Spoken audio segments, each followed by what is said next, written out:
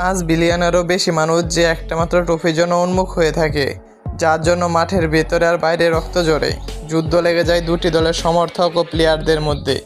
আপনি কি জানেন সেই বিশ্বকাপের ইতিহাসটা কেমন? এটা যতটা না আনন্দের, তার চেয়ে অনেক বেশি অন্ধকার আর রহস্যে ঘেরা। এটি এমন এক বৈষম্য মঞ্চ যেখানে বুট ছাড়া খালি পায়ে খেলতে চাওয়া একটি আস্ত দেশকে টুর্নামেন্ট থেকে বাদ দেওয়া হয়। এমন এক ফাইনালের রাত যেখানে ম্যাচের ঠিক কয়েক ঘন্টা আগে রহস্যজনকভাবে এক মৃগী রোগের শিকার হন বিশ্বের 1 নম্বর খেলোয়াড়, কিন্তু তবুও তাকে অজানা কোনো চাপে জোর করে মাঠে নেমে দেওয়া হয়। আর সবচেয়ে ভয়ঙ্কর ঘটনাটি ঘটেছিল প্রকাশ্য রাস্তায়, যেখানে মাত্র একটি ভুলের জন্য একটা আত্মঘাতী গোলের অপরাধে ড্রাগ কার্টেলের খুনিরা ঝাঁঝরা করে দেয় এক জাতীয় দলের অধিনায়কের বুক। না, এগুলো কোনো কাল্পনিক গল্প নয়, এগুলো বিশ্বকাপের সেই ইতিহাস যা হয়তো সাধারণ খবরের আড়ালে ঢাকা পড়ে গেছে চিরতরে। আজ আমরা ফুটবল মাঠে সেই চেনা সবুজ গাছের পেছনের অন্ধকার কোণগুলো টেনে বের করব, যেখানে লুকিয়ে আছে শতাব্দীর প্রাচীন বিতর্ক, নোংরা রাজনীতি আর কিছু অমীমাংসিত স্ট্র্যাটেজি। গল্পটা শুরু হয় আজ থেকে প্রায় 100 বছর আগে, যখন বিশ্বকাপ ফুটবল শব্দটাই পৃথিবীতে জন্ম নেয়নি। 1928 সাল ফিফা প্রেসিডেন্ট জুলে রিমে যখন অলিম্পিকের বাইরে গিয়ে বিশ্বসেরা নির্ধারণের একটি সম্পূর্ণ স্বাধীন টুর্নামেন্টের স্বপ্ন দেখছিলেন, তখন কেউ ভাবেনি এই আয়োজনকে ঘিরে কত বড় বড় ভূ রাজনৈতিক চাল চালবেন রাষ্ট্রপ্রধানরা। 1930 সাল উরুগুয়েতে যখন প্রথম বিশ্বকাপ আয়োজন করা হয়, তখন পুরো ইউরোপ মহাদেশে চলছিল এক চরম অর্থনৈতিক মন্দা। দূর সাগরের ওপারে উরুগুয়েতে জাহাজে করে দীর্ঘপথ পাড়ি দেওয়ার সামর্থ্য বা ইচ্ছে কোনোটিই ছিল না অধিকাংশ ইউরোপীয় দেশের। এই রাগে এবং অপমানে ঠিক 4 বছর পর যখন ইতালিতে বিশ্বকাপের দ্বিতীয় আসর বসে, তখন পূর্ববর্তী চ্যাম্পিয়ন উরুগুয়ে পুরো টুর্নামেন্টটিকেই বয়কট করে বসে। ফুটবলের বিশ্বমঞ্চে এটাই ছিল প্রথম বড় রাজনৈতিক প্রতিশোধের ঘটনা, যা পরবর্তীতে বিশ্বকাপের নিয়মিত সংস্কৃতিতে পরিণত হয়েছে। প্রথম 3 আসরের পর যখন বিশ্বজুড়ে দ্বিতীয় বিশ্বযুদ্ধের দামামা বেজে ওঠে, তখন দীর্ঘ 12 বছর ফুটবল সম্পূর্ণ স্তব্ধ হয়েছিল।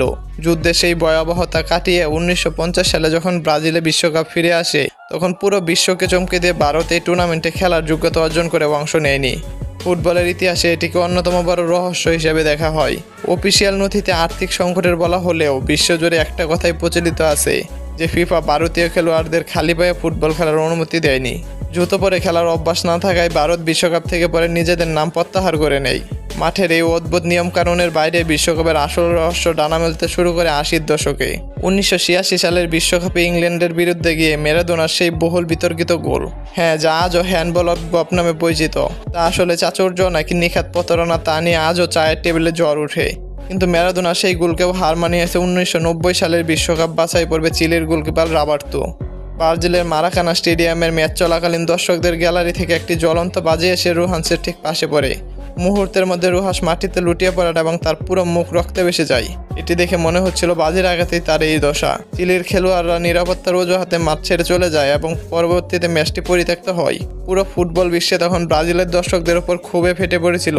কিন্তু ঠিক 24 ঘন্টা পর এক চতুর ফটোগ্রাফারে ক্যামেরার রিল যখন বের করা হয়, তখন উন্মোচিত হলো এক শিউরে ওঠার মতো সত্য। বাজিটি আসলে রুহাসের শরীরে লাগেইনি।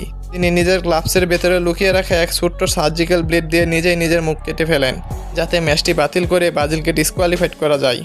এই মারাত্মক জালিয়াতির শাস্তি হিসেবে ফিফা রুশানকে আজীবনের জন্য নিষিদ্ধ করে এবং চিলিকে পরবর্তীতে বিশ্বকাপ থেকে বের করে দেয়। তবে এই সমস্ত প্রতারণাকে ছাপিয়ে বিশ্বকাপের ইতিহাসে সবচেয়ে বড় অন্ধকার অধ্যায়টি রচিত হয়েছিল 1994 সালে মার্কিন যুক্তরাষ্ট্রের বিশ্বকাপে। কলম্বিয়ার ফুটবল দল তাদের ইতিহাসে সেরা সোনালী প্রজন্ম পার করছিল, কিন্তু সে সময় কলম্বিয়া ছিল ড্রাগ কার্টেল, গ্যাংস্টার আর আন্ডারওয়ার্ল্ড জুয়ারিদের স্বর্গরাজ্য।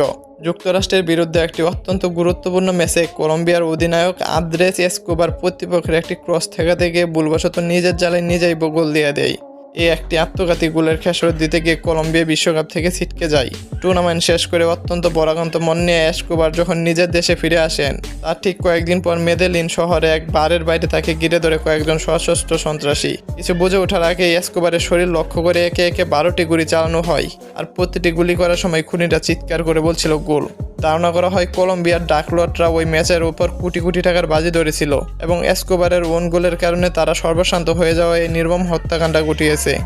বিশ্বকাপের এই স্ট্র্যাটেজিগুলোর পাশাপাশি ফাইনালের কিছু অতি মানবীয় খেলোয়াড়ের রহস্যময় আচরণ আজও মানুষকে ভাবিয়ে তোলে। 1998 সালে ফ্রান্স বিশ্বকাপের ফাইনালের ঠিক 3 ঘন্টা আগের কথা। ব্রাজিল বনাম ফ্রান্সের সেই হাই ভোল্টেজ ম্যাচের আগে জানা গেল ব্রাজিলের প্রধান অস্ত্র, বিশ্বের সবচেয়ে ভয়ঙ্কর স্ট্রাইকার রোনালদো নাজারিও তীব্র মৃগী রোগের মতো খিঁচনি অজ্ঞানতার শিকার হয়েছেন।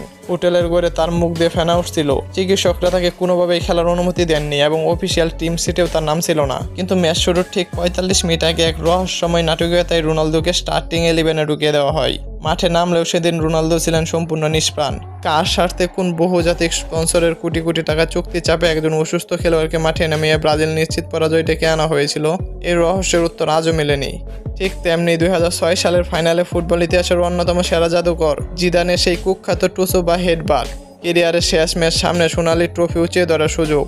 এমন এক মুহূর্তে ইতালির ডিফেন্ডার মার্কো মাতেরাজ্জির বুকে মাথা দিয়ে আঘাত করে কেন তিনি লাল কার্ড দেখে মাঠ ছাড়লেন। মাঠের ভেতরে সেই বিষাক্ত সেজিং আর নোংরা ব্যক্তিগত আক্রমণ কিভাবে একজন কিংবদন্তির মস্তিষ্ক বিকৃত করে দিয়েছিল, তা আজও ফাইনালের ইতিহাসের এক বড় ট্র্যাজেডি।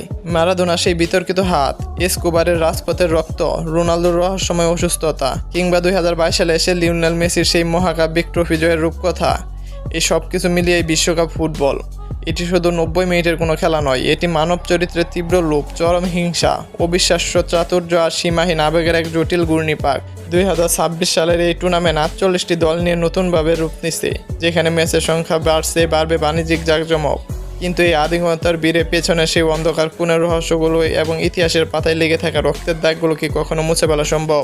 এই অত্যন্ত প্রশ্নের উত্তর হয়তো কোনোদিনই পাওয়া যাবে না।